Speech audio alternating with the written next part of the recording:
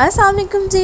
Welcome back to my channel. कैसे हैं आप सब लोग? उम्मीद करती हूँ क्या खैरियत से होंगे और दुआ करती हूँ अल्लाह पाक आप सबको शयातीन के शर से, हासिदीन के हसद से और आप लोगों के दिलों को बुग़्ज़ और कीना से महफूज रखे। तो जी आज की हमारी सहरी ये थी। आलू गोश्त बनाया था मैंने रात के टाइम और फिर उसके बाद हमने लस्सी पी और बस इतनी सी हमारी सहरी थी। सॉरी कल मैं अपलोड नहीं कर सकी व्लॉग। उसके बाद मैं रात में शाम में जो है ये इफ्तारी के लिए बना रही थी तोरियाँ, और यही मैंने सहरी में भी खाना था हम लोगों ने।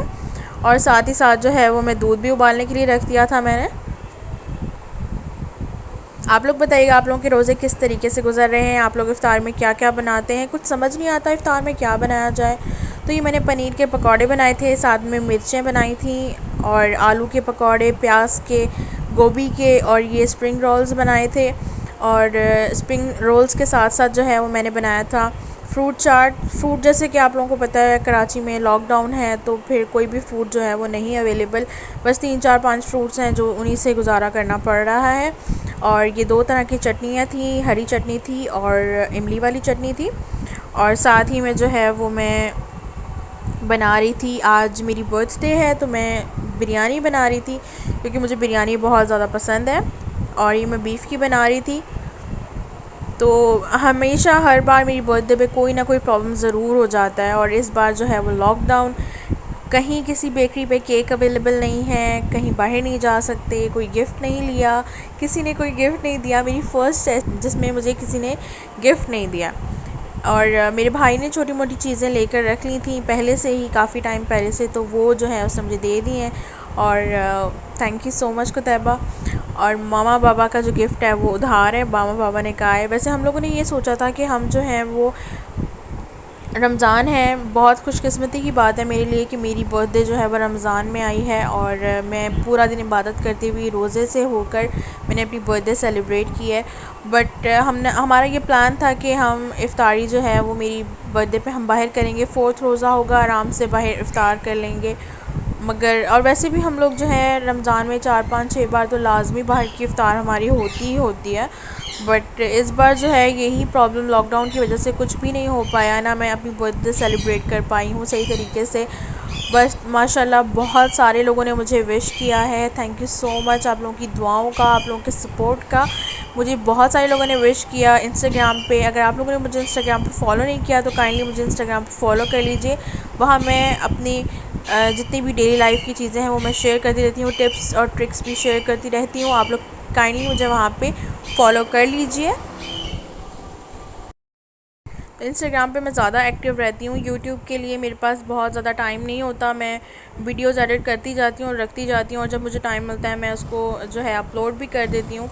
रात के टाइम सहरी करने के बाद या सहरी करने से कुछ टाइम पहले मेरे पास टाइम होता है, वरना तो पूरा दिन जो है वो बहुत बिज़ी गुजरता है। सहरी करने के बाद जो है वो नमाज रोज़ा के लिए, दुआएं वगैरह कबूलियत के लिए, उसके बाद कुरान पाक पढ़ना होता है। उसके बाद जो है वो फिर हम अपनी जो डेली लाइफ के काम होते हैं वो करने होते हैं। मेरी मामा का सेंटर है तो वो सिलाई वगैरह सिखाने के लिए वो नीचे चली जाती हैं। सिलाई सेंटर है मेरी मामा का, उसमें बहुत सारी वो चीज़ें सिखाती हैं, तो फिर मैं भी उनके साथ नीचे चली जाती हूँ। नहीं तो मैं घर के काम काज देख लेती हूँ, साफ़ सफाई करके फिर मैं 12 बजे के करीब जो है वो, और नहा धो के फ़ारिग होने के बाद जो है वो नमाज़ की तैयारी हो जाती है। नमाज़ पढ़ने के बाद जो है फिर वापस से जो है वो इफ़्तार की तैयारी करना शुरू हो जाते हैं। और सबसे ज़्यादा मुश्किल काम जो है ना वो ये होता है कि सहरी में हमने खाना क्या है और इफ़्तार में हम क्या बनाएं। इफ़्तार में मेरे बाबा की इफ़्तार तो बिना पकौड़ों के जो है ना वो इनकम्प्लीट होती है। उनको पकौड़ों के अलावा जो है ना वो इफ़्तार में किसी चीज़ का मज़ा नहीं आता। हम सालन रोटी नहीं खाते हैं इफ़्तार में, उनको बिल्कुल भी नहीं पसंद। उन्हें यही होता है कि भाई पकौड़े नहीं हैं तो हमारा रोज़ा इफ़्तार, चाट नहीं है तो रोज़ा इफ़्तार नहीं हुआ। तो उनके लिए तो लाजमी तौर पे जो है वो पकौड़े वगैरह बनाने होते हैं। मगर आज मैंने बिरयानी बनाई थी तो मैंने कोई पकौड़े वगैरह नहीं बनाए। और साथ में जो है वो केक बनाया था मैंने, तो उसी की पिक में यहाँ पे अटैच कर दूँगी।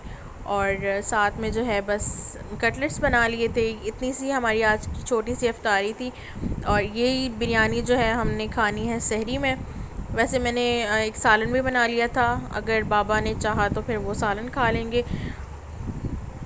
तो बिरयानी की शक्ल तो बहुत अच्छी आई थी बट इतनी ज़्यादा नहीं थी मुझसे।